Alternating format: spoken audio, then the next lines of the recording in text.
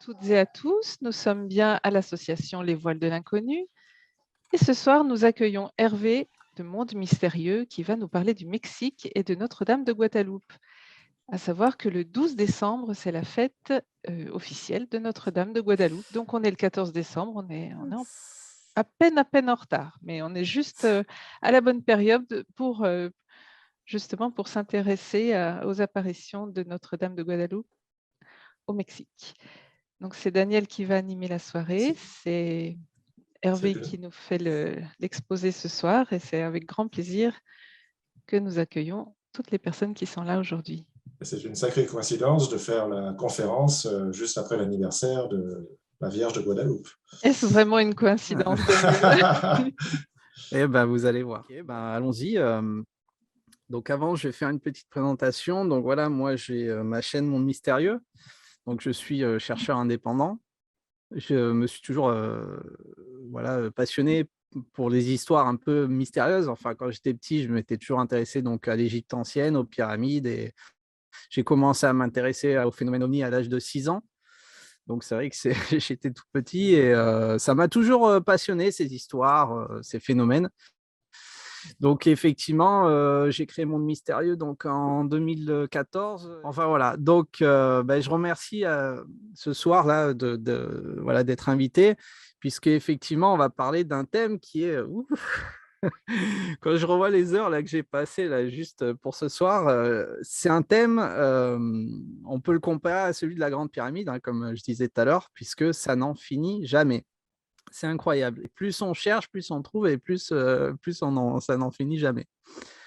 Alors bon, j'ai préparé des slides puisque voilà, je connais bien le Mexique, puisque l'apparition de la Vierge céleste au Mexique s'est produite au Mexique. Donc je connais le pays. J'ai eu de la chance de le connaître il y a plus de 10 ans.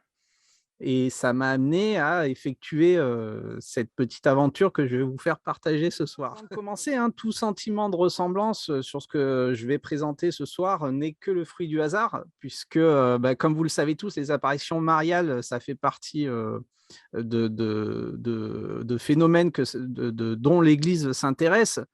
Donc vraiment, ce n'est pas mon but de parler de ça ce soir, hein, de l'Église catholique. Et toutefois, voilà, si c'est le cas, ce n'est nullement le résultat de notre volonté.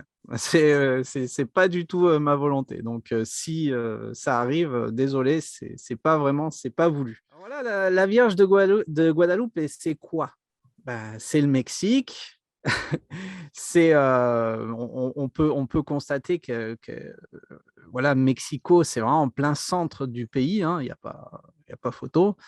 C'est quoi? C'est l'endroit le plus visité aussi du pays, après Teotihuacan, ce qui est incroyable.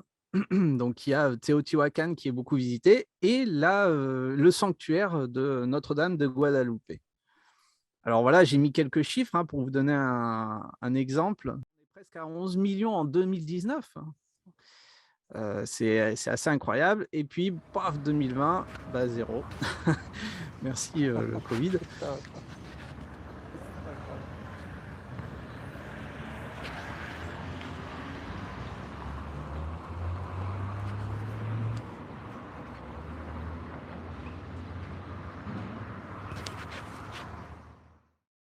Donc, voilà ce que j'ai en toit en pointillé, c'est tout le sanctuaire. Et c'est là que s'est passé les apparitions mariales, puisqu'on voit un morceau de la colline de Tepeyac qui est complètement coupé par la route, hein, d'en haut. Je ne sais pas si vous voyez mon curseur. Oui, oui, Elle on a voit. complètement été coupée parce qu'en fait, c'est une chaîne de montagnes, hein, qui continue dans tout le nord du pays. Et voilà, donc dans le sanctuaire, on peut voir la basilique récente, la dernière qu'ils ont construite, après les premières églises. Puis il y a le musée qui se trouve ici. Enfin, il y a plein d'histoires concernant tous ces petits monuments, hein, attention, hein. Et il y a aussi une chapelle qui est en haut de la colline, voilà. Et ça, c'est tout le sanctuaire. Pour ceux qui suivent Monde Mystérieux, j'avais fait un live, donc en fait, il y a des escalators qui passent en dessous de la tilma, hein, de l'image. Je vais revenir dessus dans un moment. et on peut la percevoir de très près et j'avais réussi à la filmer.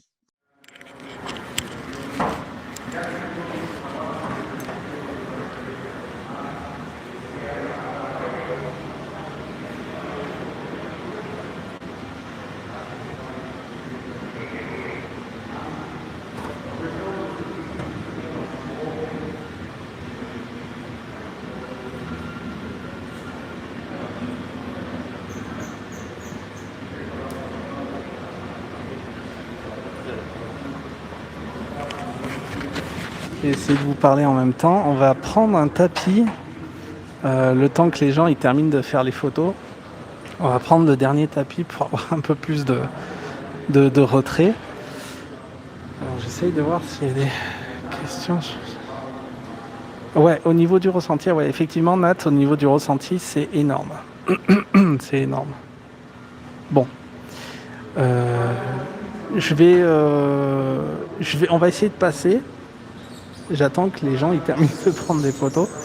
On va essayer de passer. Je vais vous montrer. Voilà, merci. Hop là.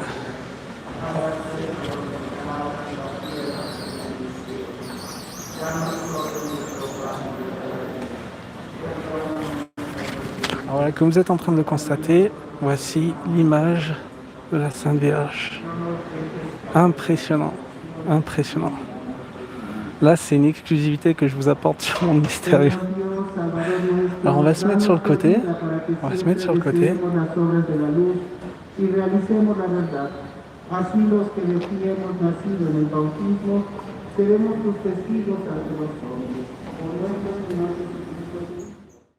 va continuer la visite. Alors, ça tombe bien, la flèche, elle est dans l'autre sens, puisqu'on va remonter le temps. Mexico, elle n'était pas Mexico, c'était Tenochtitlan. C'est comme ça que ça s'appelait. Puisque Mexico, c'est un pays, c'est un État moderne, on va dire. Et puis, comme vous le savez tous, c'était occupé par plusieurs tribus et plusieurs empires, notamment les deux plus importantes, c'était l'Empire aztèque et l'Empire maya. Mais voilà, ça ne s'appelait pas Mexico, ça s'appelait Tenochtitlan. Donc, comment s'est fondé Mexico Tenochtitlan, hein, je le répète, puisque ça s'est fondé exactement en 1325 par les Mexicas. Le jour où ils verraient un aigle sur un cactus, ça serait l'endroit où naîtrait en fait Tenochtitlan, dans ce qui est aujourd'hui Mexico et Mexico City. Hein. Donc le drapeau du Mexique, hein, on voit bien l'aigle qui attrape le serpent sur un cactus. Mais comment a été bâti Mexico Tenochtitlan? Tout Tenochtitlan était bâti sur un lac, en fait, sur l'eau. Et tout ce qui, toutes ces, par exemple, ce que vous voyez sur la photo, toutes ces pyramides, tous ces temples, etc., étaient basés sur des astres.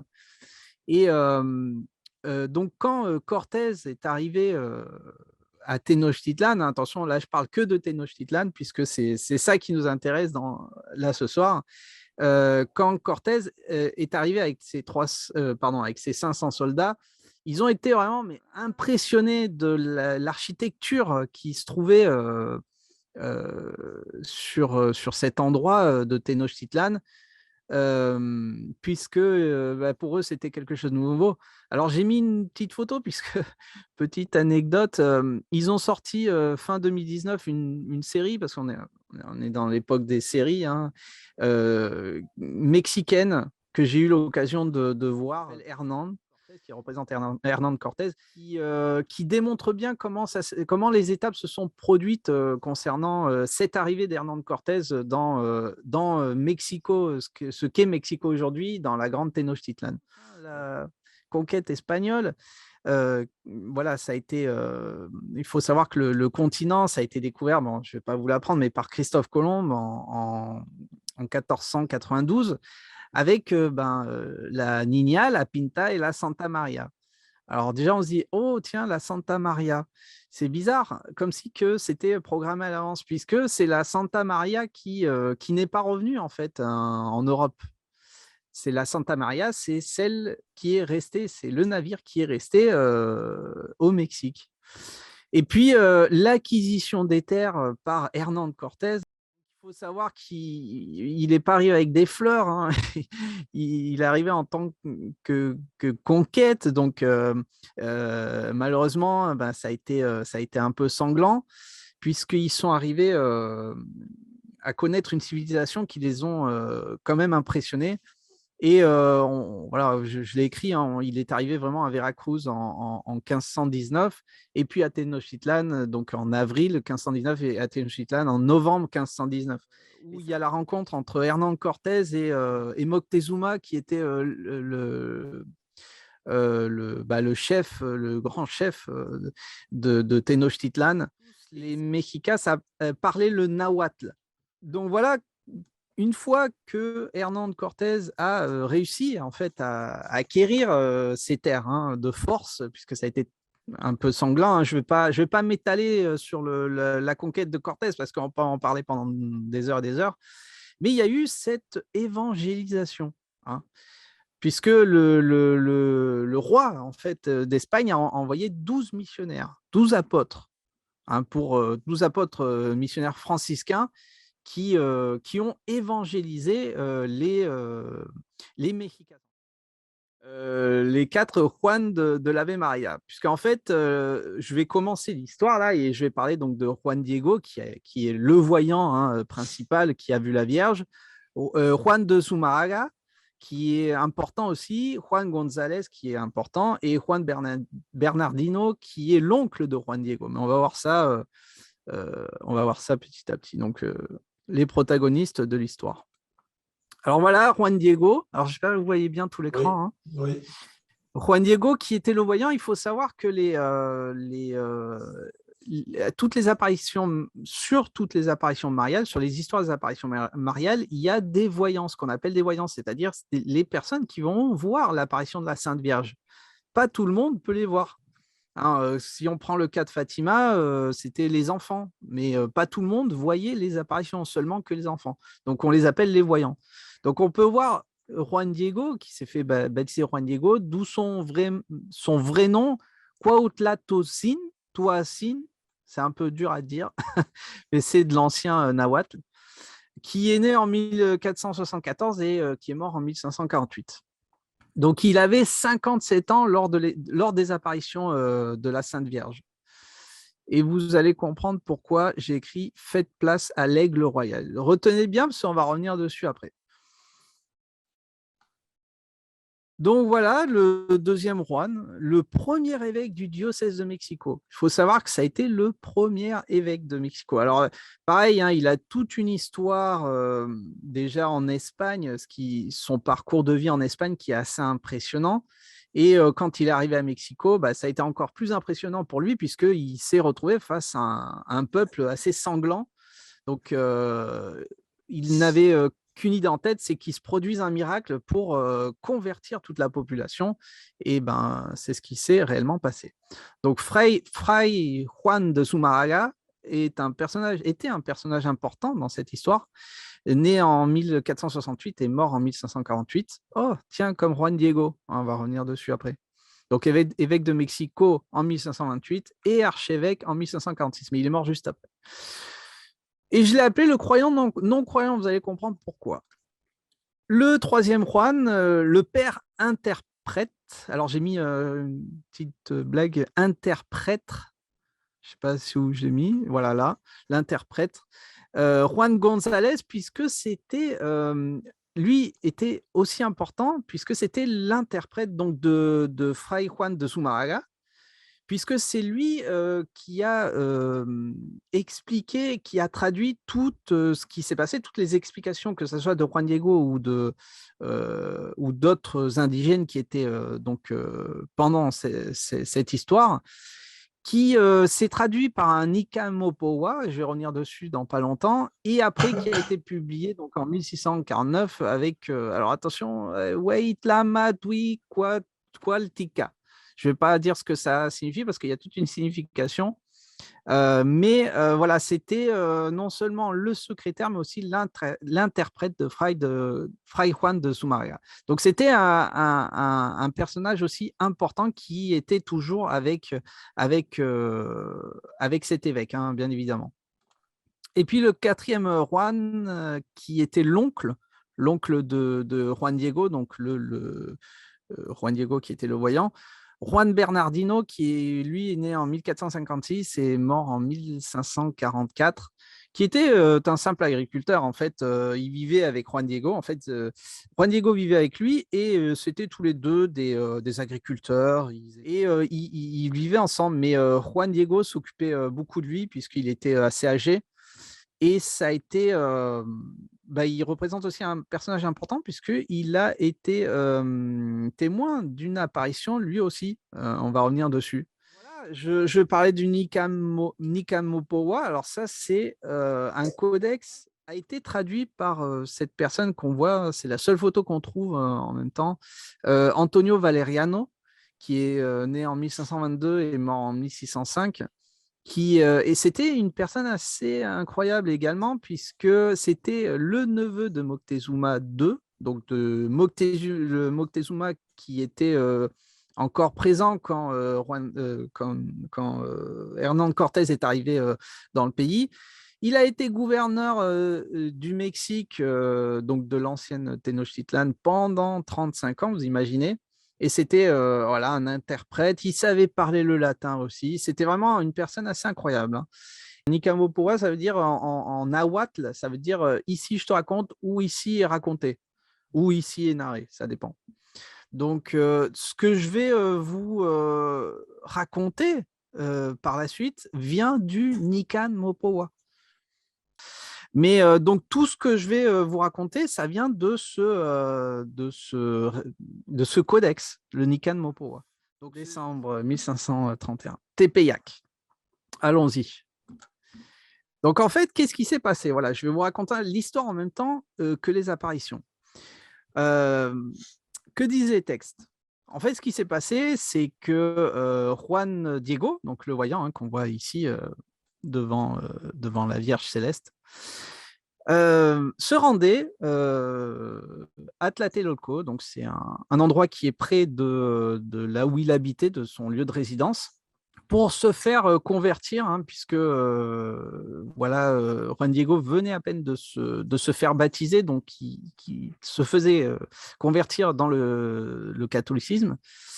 Et en traversant, donc en coupant la colline de Tepeyac que je vous ai montré tout à l'heure, Juan Diego a entendu un son céleste. Il pensait que c'était les oiseaux. Et puis, il voyait une lumière assez éblouissante, assez impressionnante pour lui. Et il s'est rapproché de cette lumière et il s'est retrouvé donc face à la Vierge céleste. Que vous voyez. Donc, ça a été traduit mot pour mot du nahuatl, hein, de l'ancien nahuatl. Alors, que dit la Vierge? Juan, mon cher Juan Diego, sache en vérité, mon plus cher et mon plus jeune fils. Hein, il parlait comme ça. À l'époque, c'était... Alors, il faut savoir que la Vierge lui parlait en nahuatl. Hein. Ça, c'est quelque chose qu'il faut bien comprendre. Elle ne lui parlait pas en espagnol. Tous les deux parlaient en nahuatl. Juan Diego ne savait pas parler espagnol. Hein. Donc, tous les deux communiquent en nahuatl. Donc, sache en vérité, mon plus cher et mon plus jeune fils, que je suis la très sainte Vierge Marie, toujours immaculée. La mère du seul et vrai Dieu de vérité qui nous a transmis la vie. Retenez bien ça, ce que je suis en train de vous lire. Hein. Celui qui est à l'origine est le créateur de son peuple, le maître et seigneur de tout ce qui nous entoure, de ce qui nous touche et de ce qui est très près de nous, le maître et le seigneur des cieux, le maître de la terre. Je désire ardemment que l'on bâtisse ici mon humble maison sacrée. Dans cet oratoire, je le ferai connaître, je l'exalterai en lui permettant de se manifester. Je le révélerai au monde dans tout mon amour personnel, dans mon regard compatissant, à travers mon soutien et mon salut. Parce que je suis vraiment ta mère compatissante, la tienne et celle de tous les gens qui vivent ensemble sur cette terre. Parce qu'ici, dans ma demeure, j'entendrai leurs pleurs, je verrai leurs souffrances afin de pouvoir les consoler, et je pourrai soigner leurs blessures. leurs différents problèmes, leur misère et leur malheur. Je te demande d'aller à la résidence de l'évêque du Mexique. Tu lui expliqueras que je t'envoie. Sois en outre rassuré que je l'apprécierai au plus haut point et que tu en seras récompensé. Donc, Juan Diego, il y va, il descend à Tlatelolco, dans le lieu de résidence de l'évêque, il voit l'évêque et lui explique ce qu'il vient de voir. Hein, imaginez-vous 2 secondes, si vous allez conquérir un pays et puis les personnes, donc les indigènes qui sont sur place, sont en train de vous raconter une histoire comme ça, qu'est-ce que vous allez penser? Donc l'évêque, Juan de Zumárraga, dit, bon écoute Juan, tu es très gentil, hein, mais repasse demain, on en reparlera. Hein. Donc Juan Diego rentre chez lui, pour moi c'est le même jour, il revient, bredouille, hein, puisqu'il n'a pas réussi à faire comprendre à l'évêque de Mexico, au premier évêque de Mexico, attention, de ce qu'il a vu.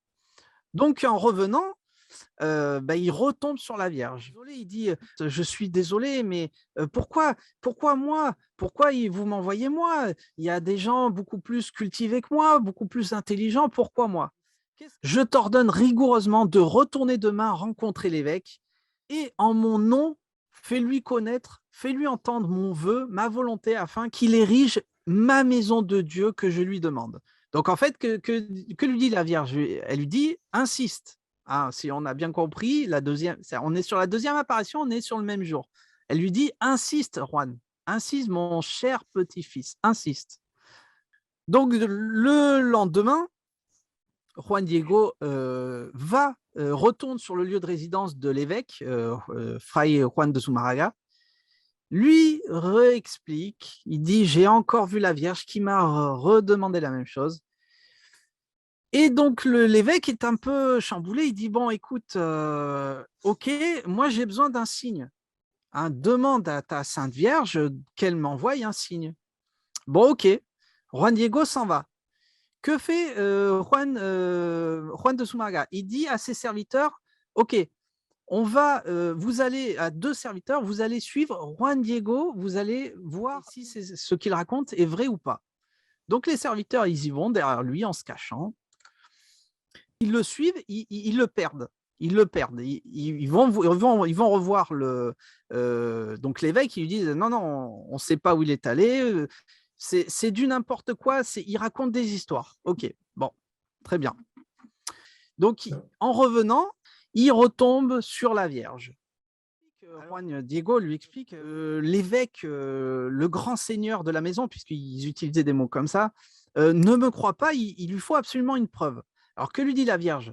C'est bien, mon cher fils, tu reviendras ici demain, donc là où elle se trouve, afin de rapporter à l'évêque le signe qu'il t'a demandé.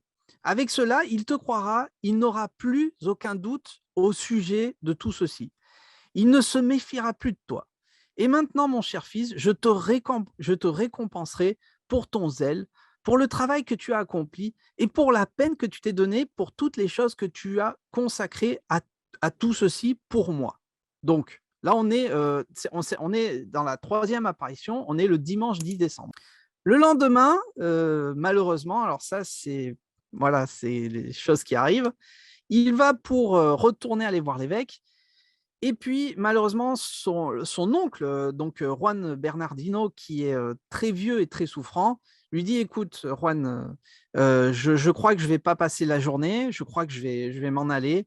Je voudrais que tu ailles chercher un prêtre pour me faire confesser avant de partir. Donc, Juan Bernardino, il faut savoir qu'il venait d'être baptisé, les deux. Hein. Il se faisait reconvertir au christianisme. Et Juan Bernardino, donc son oncle qui est là, hein, qui est couché, était très mal et très croyant. Hein, il était très croyant. Donc Juan Diego est contraint d'aider son oncle qui est souffrant et mourant. Donc ce qui s'est passé le 11 décembre, Juan Diego reste avec son oncle toute la journée. Toute la journée. Mardi 12 décembre, 4e apparition.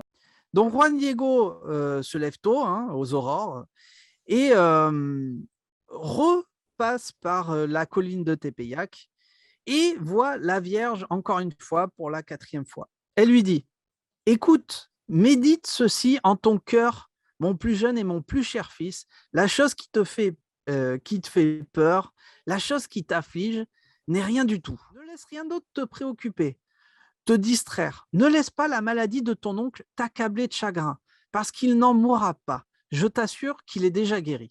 Monte, monte, mon très cher fils. Rends-toi au sommet de la colline, à l'endroit où tu m'as rencontré donc la première fois, et où je t'ai demandé de faire une chose pour moi. Là, tu verras qu'il y pousse plusieurs espèces de fleurs. Coupe-les, fais-en une gerbe, puis redescends vers moi. Amène ces fleurs en ma présence. Donc, qu'est-ce que fait Juan Diego? Il monte tout en haut de la colline, il trouve les fleurs, il les cueille, des fleurs en plein hiver, puisqu'on est au mois de décembre. Hein, c'est des roses de Castille qui ne poussent pas en hiver sur des collines comme ça. Il faut savoir que Alors, on est toujours dans la 4e apparition. Donc, Juan Diego lui apporte les fleurs dans sa tunique. Là, mon plus jeune et mon plus cher fils. Cet assortiment de fleurs constitue le signe que tu apporteras à l'évêque.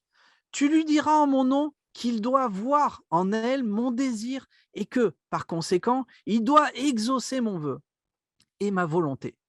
En toi, tu es mon messager. En toi, je place ma confiance absolue. Et je t'ordonne sévèrement de nourrir ton vêtement qu'en la seule présence de l'évêque et de lui montrer ce que tu transportes. Puis tu lui raconteras tout exactement comme cela s'est passé. Il part en courant, il retourne au lieu de résidence de l'évêque, près de l'église de conversion de Tlatelolco, et les serviteurs qui l'avaient suivi 2 jours auparavant ne le laissent pas passer. Et ils commencent à se moquer de lui. Et qu'est-ce que tu fais là? Juan Diego dit, je ne bougerai pas tant que je ne verrai pas l'évêque. Et puis il attend. Et puis du coup, les serviteurs le laissent passer. Il se retrouve en face de l'évêque et apparition sur la Tilma, on est toujours le 12 décembre, de la Sainte Vierge de Tepeyac, que je n'appelle toujours pas Guadalupe. Voilà l'image. Non seulement donc Juan Diego lui transmet ses fleurs. On va voir dans un instant ce que signifient ces fleurs pour les Mexicas, pour les anciens Mexicas. Et bien évidemment, l'image de la Sainte Vierge s'est imprégnée sur cette tunique, sur cette tilma. Hein. Donc, il faut savoir que c'est la seule, bon, on peut le comparer avec le suaire de Turin, mais c'est la seule image, comment je peux dire ça, céleste qui s'est imprégnée des apparitions mariales dans le monde. Voilà, ça s'est passé le mardi 12 décembre. Au même moment, 5e apparition, parce que ce n'est pas fini, révélation à Juan Bernardino. Que lui dit la Vierge? La Vierge apparaît à Juan Bernardino, la Vierge guérit Juan Bernardino, qui effectivement se sent mieux et lui annonce, lui donne une révélation. Quelle est cette révélation? Eh bien, soyez patients, ça arrive. Je suis obligé de vous parler de la mythologie aztèque pour comprendre pourquoi cette Vierge est apparue et de quelle manière et pour quelles raisons. Hein. Donc, la mythologie aztèque, que, comme je le disais tout à l'heure, qui descendent des Nahuas, des Nahuas, c'était les Mexicas, de la cosmogonie des Mexicas et de l'idéologie des Nahuas. Il faut savoir que l'origine des Mexicas, donc des Aztèques, étaient les Nahuas. Et c'est important de parler de la mythologie aztèque. C'est très important. Bon, je vous présente le dieu des dieux. Dans la mythologie aztèque, donc pour eux, c'était leur dieu, Ometeotl. Donc, c'était le dieu des dieux, le dieu créateur, divinité créatrice suprême des Aztèques. Il est l'inventeur de lui-même, puisqu'il est quoi? Dieu de la vie, il est dieu de la joie, dieu de la nature, dieu du maintien de l'unité, Dieu des dualités. Vous allez voir, ça, c'est ça qui nous intéresse. Dieu des dualités, Dieu des créations.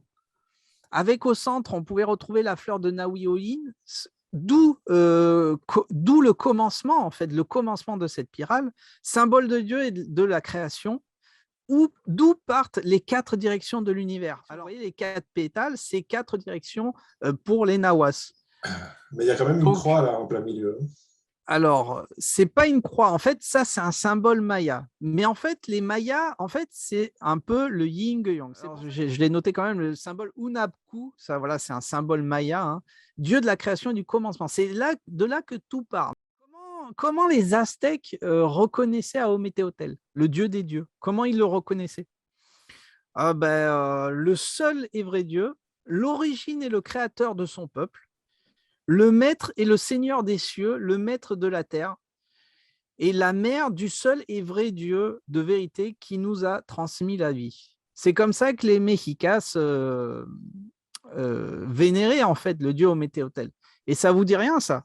Ça vous dit rien, ça, ce que je viens de vous lire? Si on fait un petit comeback, donc sur la première apparition, que disait la Vierge? La mère du seul et vrai Dieu de vérité qui nous a transmis la vie. Donc, en fait, elle s'identifie comme étant la mère du vrai Dieu. Donc, vous imaginez le message pour les Mexicas. Enfin, c'est un truc, cette Vierge, il n'y a que les Mexicas qui l'ont compris d'abord. Hein, nous, peut-être qu'on est en train de le découvrir petit à petit, mais c'était vraiment une apparition pour les Mexicas. Donc, celui qui est à l'origine est le créateur de son peuple, le maître et seigneur de tout ce qui nous entoure et ce qui nous touche, ou de tout ce qui est très près de nous, le maître et le seigneur des cieux et le maître de la terre. Donc voilà, du dieu Ométéotl qui était représenté par le dieu Ométéotl par les anciens Mexicas. Juan Diego, comme je disais, Juan Diego, il s'était fait baptiser, hein, il s'était fait reconvertir en tant que Juan Diego. Mais son vrai nom, c'était Cuauhtlatoac, Cuauhtlatoasin. Donc, Cuauhtlatoac, ça signifiait quoi à l'époque? Ça signifiait celui qui parle comme l'aigle. Qu'a révélé donc la Vierge céleste à Juan Bernardino à la 5e apparition. Vous savez, là où est apparue la Vierge, c'est là où il y avait le temple de Coatlicue. Vous vous rappelez Coatlicue en forme de serpent, on est bien d'accord. Le temple de Coatlicue se trouvait à Tonantzin, se trouvait à Tepeyac, là sur la colline, j'ai mis la photo, qui s'appelait Tonantzin. C'était le temple de Coatlicue. Et qu'a révélé donc la Vierge céleste à Juan Bernardino? Son nom, comment s'appelait-elle? La Vierge de Tecuatlaxupe. Elle s'appelait pas la Vierge de Guadalupe. Elle s'appelait la Vierge de Tecuatlaxupe, ce qui signifie celle qui écrase le serpent. Et en fait, qu'est-ce qui s'est passé pour les Espagnols? Je rappelle que les Espagnols ne parlaient pas le nahuatl et les anciens Mexicas, donc les anciens nahuas, ne parlaient pas l'espagnol. Donc, qu'est-ce qu'ils ont dit? Ils ont essayé d'expliquer aux Espagnols, non, non, non, non, c'est la Vierge, elle s'appelle Tecuatlaxupe. Qu'est-ce qu'ils ont compris, les Espagnols? Tecuatlaxupe, de Guadalupe? Ah, ok. Bon, Tecuatlaxupe, celle qui écrase le serpent. Est-ce un hasard? Ça, c'est la Vierge, la Santa Maria de Guadalupe au monastère de Guadalupe à Carceres, Extremadure, en Espagne. Et ça, c'est la Vierge Notre-Dame de Guadalupe au sanctuaire de la Villa Basilique Mexico, au Mexique. Vous voyez la différence? Ça n'a rien à voir quand même, hein, parce qu'il y a toute une histoire sur cette Vierge noire qui est apparue en Espagne. Elle a été enterrée, elle a été retrouvée. Il y a toute une histoire sur cette Santa Maria de Guadalupe, mais rien à voir avec la Vierge de Guadalupe. Alors, étude des symboles et analysons ensemble les symboles, puisque les Mexicas parlaient en symboles. Hein, les Aztèques parlaient en symboles. Les anciens Égyptiens parlaient en symboles. Les anciens Babyloniens parlaient en symboles. En fait, pour les Aztèques, c'était une vierge que pour les anciens Mexicas. Donc, le ou les messages, hein, c'est plutôt les messages pour les Mexicas. Alors, vous voyez tout l'écran, ouais. Oui. Donc voilà, il faut savoir, il faut arriver à comprendre, à déchiffrer cette image puisque il y a plusieurs codes qu'il faut comprendre. Voilà. Alors déjà, qu'est-ce qu'on s'aperçoit sur cette image de la Vierge, hein? Je rappelle que voilà, ça c'est l'image officielle sur la tilma de Juan Diego, hein. Je vais revenir dessus dans un moment sur la tilma. Voilà, on voit déjà qu'elle a les cheveux détachés. Bon, détachés, on ne sait pas trop en fait, mais on peut s'imaginer qu'elle a les cheveux détachés, ce qui représente un signe de vierge, hein. Dans les yeux, mais ça je vais revenir dessus dans un moment, on voit exactement la scène du moment, mais je vais revenir dessus. Les yeux, cette partie, c'est important, hein.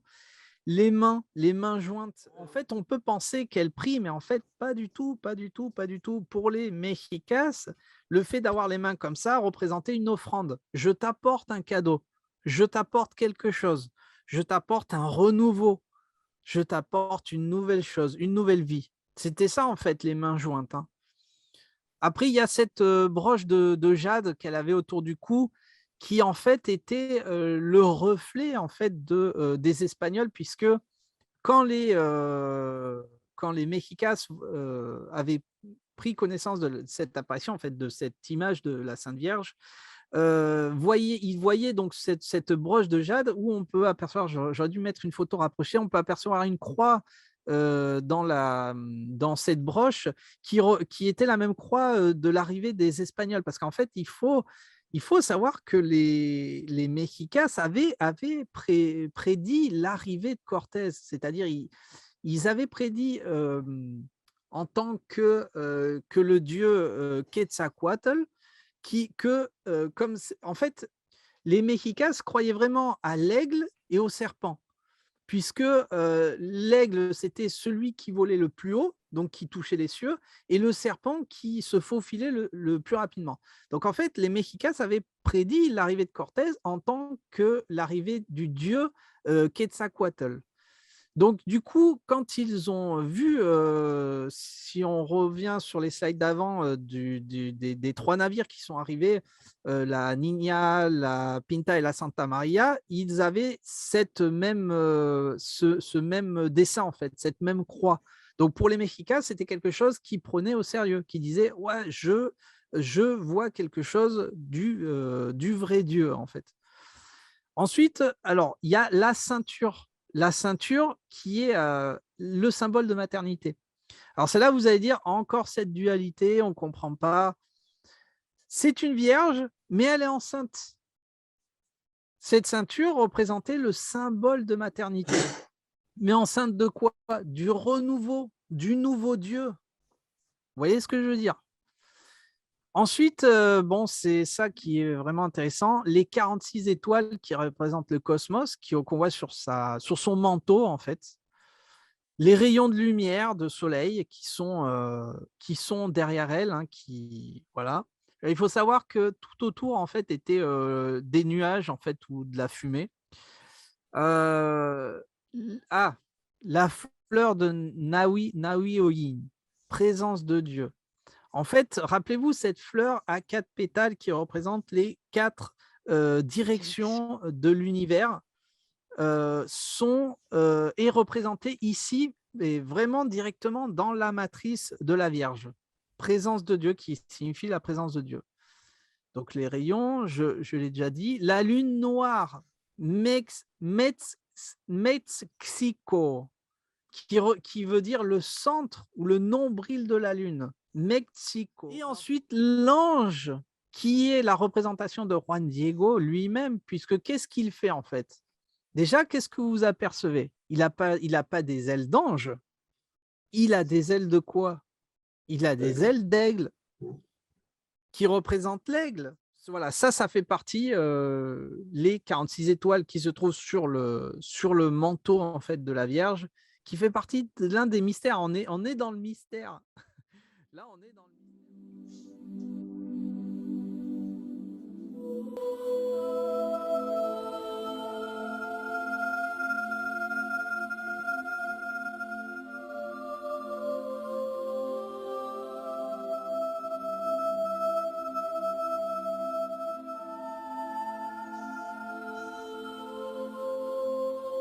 Alors, Je vais juste baisser un petit peu, je vais expliquer en même temps. Bon, vous m'entendez moi et vous entendez toujours Oui, la musique? oui. Ok. Oui, Juste, je mets en grand écran. Ce qui s'est passé, c'est qu'il y a un musicien, je crois, à la fin des années 80, je crois, qui s'est dit, mais attendez, tous les rayons, en fait, les pointes de rayons, mais ça représente, comment dire, des notes de musique.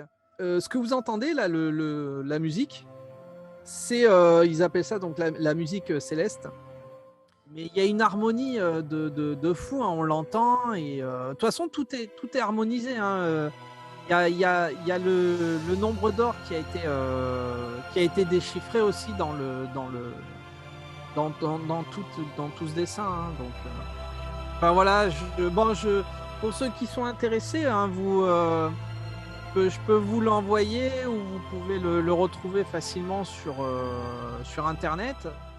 Voilà, je l'ai téléchargé.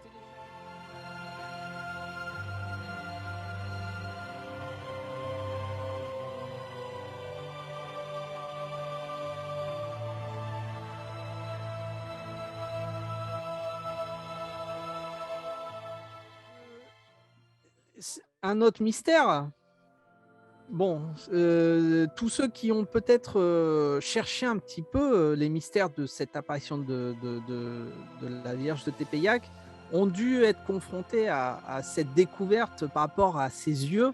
Je vais très vite passer dessus parce que, pareil, c'est un sujet, les yeux, les découvertes dans les pupilles de la Vierge de Guadalupe, on peut étaler ça sur 3 heures.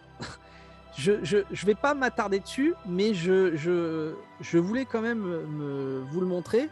Ce qui s'est passé, c'est que le photographe, je mets juste ça, hein, le photographe officiel qui travaillait à l'ancienne basilique du sanctuaire, prenait des photos comme ça de la Vierge et s'est rendu compte qu'en se rapprochant de la Vierge, la pupille se dilatait.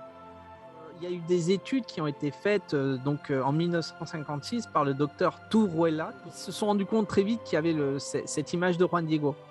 Mais qu'est-ce qui s'est passé en 1997? Grosse découverte, puisqu'ils se sont rendus compte que 13 silhouettes apparaissaient dans les yeux, dans la pupille de la Vierge. C'est-à-dire que ça a été fait avec des technologies, des ordinateurs puissants. Enfin, puissants, c'était dans les années 90. Ils se sont aperçus qu'il y avait carrément toute la scène qui avait été captée en fait dans les pupilles de la Vierge. Toute la scène, c'est-à-dire l'évêque, Fray de Juan de Zumárraga, Juan Diego, les serviteurs, il y avait d'autres personnes. On voit même une maman tenir son enfant dans ses bras. Enfin, c'est quelque chose. Donc là, il y a plus de hasard. On se dit, mais c'est pas possible. C'est quoi? Elle est vivante? Qu'est-ce qui se passe? Là, on est bien en présence de quelque chose qui est, comment dire, miraculeux.